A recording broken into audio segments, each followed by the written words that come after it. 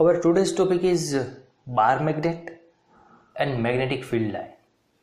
First of all, what is bar magnet? Bar magnet is any rectangular object that has a magnetic field is called bar magnet. तो note कर लेते हैं वही बात.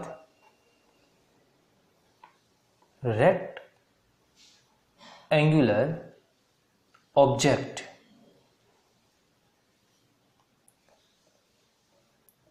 that has a magnetic field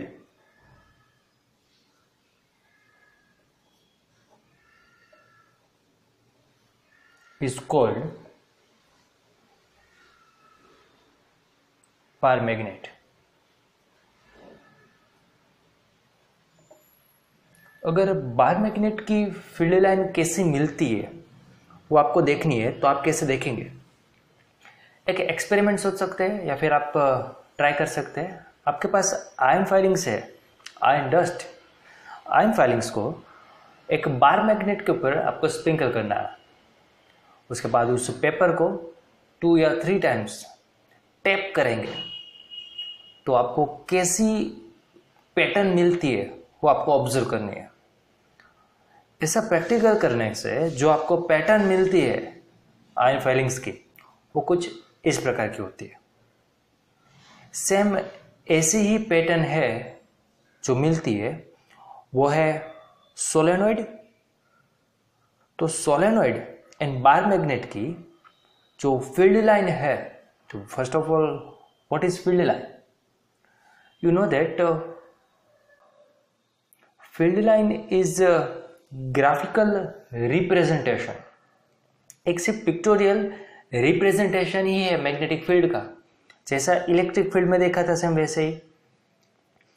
तो solenoid and bar magnet की जो pattern है फील्ड की, मैग्नेटिक फील्ड की, वो सेम है. इसके लिए जितने भी फॉर्मूला हमने सोलेनॉइड में यूज किए हैं वही फॉर्मूला हम बार मैग्नेट में यूज करने वाला है.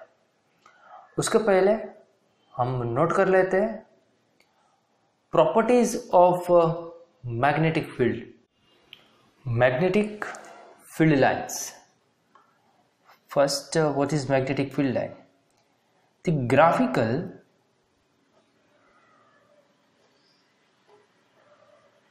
presentation of magnetic field is called magnetic field lines. First, magnetic field lines. First point, it form continuous closed loop. जैसे अभी आपने देखा जो सोलेनॉइड की फील्ड लाइन होती है वो एक एंड में से बाहर निकलती है और दूसरे एंड में एंटर होती है. पता कैसे चलता है? आप कंपास रख के, कंपास में जो स्मॉल मैग्नेटिक नीडल होती है उसको रख के आप डायरेक्शन है फील्ड की पता कर सकते हो, जो आपने चैप्टर नंबर 4 में किया है. तो सोलेनॉइड की फील्ड लाइन में एक एंड में से मैग्नेटिक फील्ड लाइन बाहर निकलती है, दूसरे एंड में एंटर होती है, और इनसाइड द सोलेनॉइड भी आपको मैग्नेटिक फील्ड लाइन है वो मिलती है. इसके लिए मैग्नेटिक फील्ड लाइन है वो एक क्लोज लूप फॉर्म करती है. जैसा आपने इलेक्ट्रिक फील्ड लाइन में देखा था, दोनों में मेन डिफरेंस क्या है? वही तो है. इलेक्ट्रिक फील्ड लाइन कभी भी क्लोज लूप है फॉर्म नहीं करती. तो फर्स्ट पॉइंट है हमारा, it form continuous close loop. Close loop है वो फॉर्म होता है. अगर आपको किसी पॉइंट पे मैग्नेटिक फील्ड की डायरेक्शन पता करनी हो तो कैसे कर सकते हैं? तो मैग्नेटिक फील्ड की डायरेक्शन ऑलवेज कहां पे होती है? मैग्नेटिक फील्ड की डायरेक्शन ऑलवेज टेंजेंट पे होती है. अगर कोई फील्ड लाइन ड्रॉ की है, अगर मानो एक फील्ड लाइन है, आपको किसी पॉइंट पे मैग्नेटिक फील्ड की डायरेक्शन फाइंड करनी है, तो आप क्या कर सकते हो, वहां पे टेंजेंट ड्रॉ करके आप मैग्नेटिक फील्ड की डायरेक्शन है पता कर सकते हो। ये है हमारा टेंजेंट। तो नोट कर लेते हैं वही बात, tangent to magnetic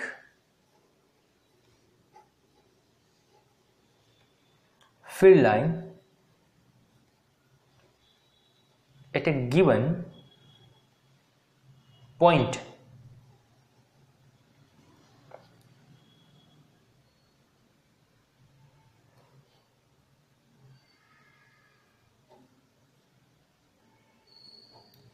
specifies the direction, or it shows the direction of the net,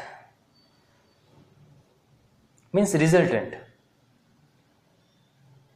magnetic field at that point, means tangent draw करके हम डायरेक्शन पता कर सकते हैं। और नेक्स्ट पॉइंट इज, जहां पे फील्ड लाइन ज्यादा होती है, क्राउडेड होती है, वहां पे मैग्नेटिक फील्ड क्या होता है, स्ट्रॉन्ग होता है। तो वो पॉइंट नोट कर लेते हैं। Larger number of field lines per unit area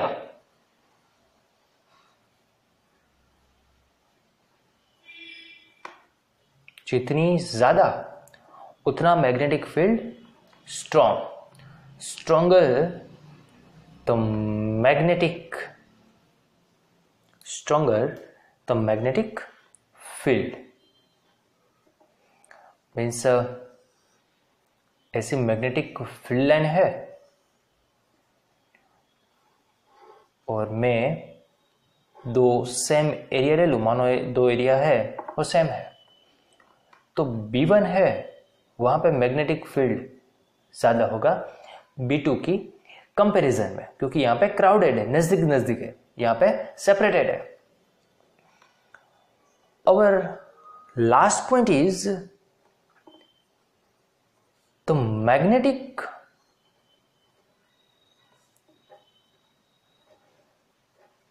field lines never intersect each other.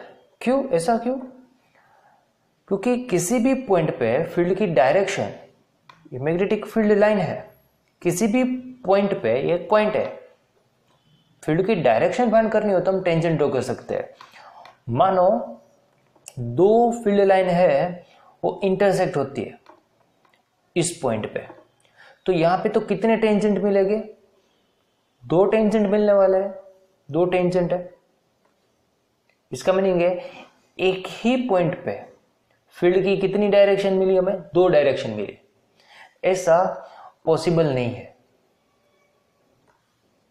Wrong है। एक ही वेक्टर क्वांटिटी की एक ही पॉइंट पे एक ही टाइम पे कभी भी दो डायरेक्शन पॉसिबल नहीं है। That's why magnetic field line never intersect each other. If they intersect, then at intersection point we have two direction. That is not possible.